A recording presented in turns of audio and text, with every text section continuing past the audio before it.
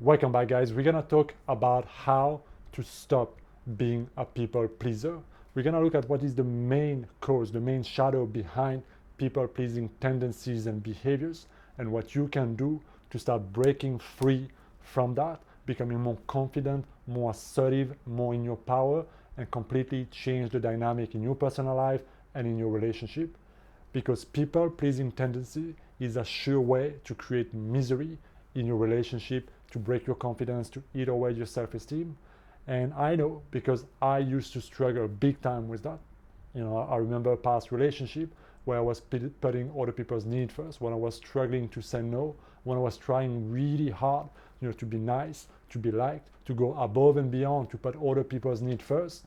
And when I needed something and people just wasn't reciprocating, and it would make me angry or passive aggressive, all those things always ended up creating the same result: frustration, feeling not good enough, feeling abandoned, or just creating dysfunctional relationship. And you see, what's very interesting is that we use the word people pleasing tendencies here, but there's a lot of behaviors, a lot of patterns that comes in so many different shape and form here, from neediness and just trying to get attention, just trying to get the significance, just trying to hold on to people or get somebody in your life. But it's also the fear of rejection, the fear of being stupid, the fear of being embarrassed. It's that tendency to put other people first, their need first. It's that inability to say no, to have boundaries, to express yourself, to have conflict. So there's a pattern of conflict avoidance, because otherwise people won't like me, and if they don't like me, they will leave me. So as you can see in it, there's a lot of sub-behaviors, sub-patterns, sub-things that are creating this kind of crazy cocktail of behaviors. But it's really affecting your confidence, your self-esteem. And ironically, that is the main reason why that pattern exists in you. Often, it starts in childhood. And look, if we keep it simple, the shadow here that is lurking behind is that belief that I'm not good enough. Somehow, as I am, I'm not likable, I'm not lovable, I am not good enough. So I need to overcompensate. I need to do different things, appear a certain way, be cooler, look nicer, be richer, whatever it may be, to get other people's attention, for other people to like me, for other people to see me, for other people to value me and to stay with me. Otherwise, they might not like me, and if they don't like me, they'll leave me, I'll end up alone. So there's often unworthiness, there's often shame, there's often loneliness, there's often abandonment, or different type of things, but this is the core behind.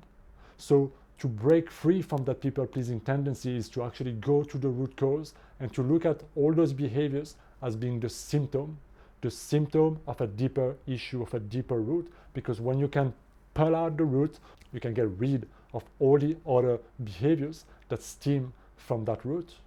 So really, it has everything to do with your identity, right? Is to be able to see yourself as being worthy, being good enough, deserving of love, of attention, of friendship, of all those things as you are right now, without that need to feel like I need to earn it or I need to be better in certain ways. So how do you start breaking free from that pattern? You gotta start looking at the root, and there are many clues that will lead you to that root. You gotta start making peace. You gotta start working on those things that make you feel vulnerable, that make you feel weak, that make you feel ashamed, that make you feel guilty, that make you feel bad, or that you want to hide, that you don't want people to know. Yeah. For example, you might not like your body in a certain way. You might not feel good enough physically, so you may be feeling self-conscious in a certain way. I remember, when I used to feel like being told I'm 1 meter 96, when I used to feel like I'm too tall, that people don't like me, that people feel like it's weird, and I had all those self-conscious issue about my body. When I was a teenager, I had a lot of pimples, so that was also growing that sense of like, people don't like me, they don't find me attractive, so to speak. Yeah. So you gotta look at all those things where you kind of try to hide, try to mask. And for a lot of women out there, and it's actually interesting because I saw a research recently saying that, I forgot how many women they asked, but they asked a large number of women, and they asked them, look, how comfortable would you be to go and walk out in the street and so on without any form of makeup? And it was a high number in the 70s that says I would somewhat feel either completely uncomfortable or somewhat uncomfortable. So you can see that even things like that shows them that there is a form of like vulnerability. People are going to judge me, people are going to find me ugly, people are going to find me weird, so I need to mask up, make up, do this, get that. All of those things reflect some form of vulnerability about who you are, how you look, and all of these type of things. You know, for other people, it can be like, well, I feel like I'm not successful enough, I'm not rich enough, I'm not cool enough, I'm not this enough, I'm not. So we create stories that feeds that feeling of unworthiness, right? So all the things that you're trying to hide or that you don't want other people to know about you is probably good areas for you to start going deeper into that and making peace with those things with yourself first. And it's not just about your body image, it's also about other things. For example, do you have a tendency to be very self-critical, to be very self-demanding of yourself? I remember I had a very self-high critic that was always belittling me, always attacking me, always feeling like it's not good enough, you don't work hard enough, you don't have enough, you don't make enough money. So it was just like never enough, right? Every time something would happen, that self-critic would just bark at the end.